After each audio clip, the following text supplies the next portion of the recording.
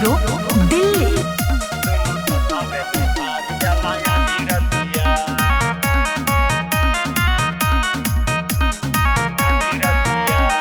जैसे सतयुग गोइल कल जुग बयाइल लैकल की प्यार में तो बाटे पगलाइल।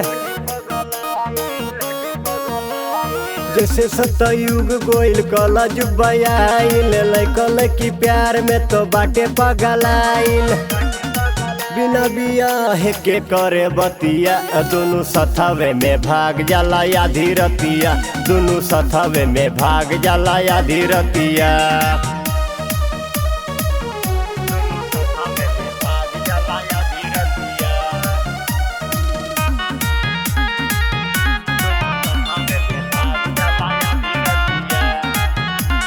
पहले से लागल रहे ओकरा से नाता दीदी दीदी कह के तो सारा माल खाता।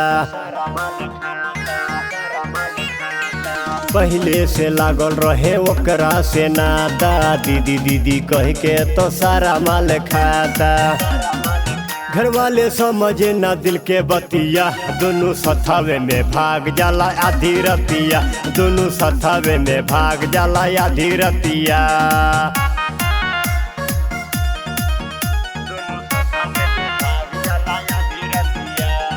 Annu recording studio Delhi.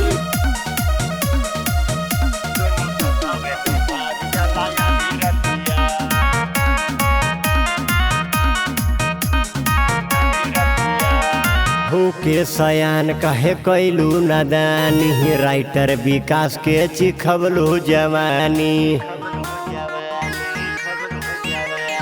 होके सयान कहे कैलू नादानी राइटर विकास के चिखबलू जवानी।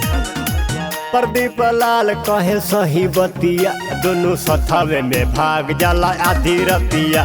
दोनों सथावे में भाग जाला आधी रतिया।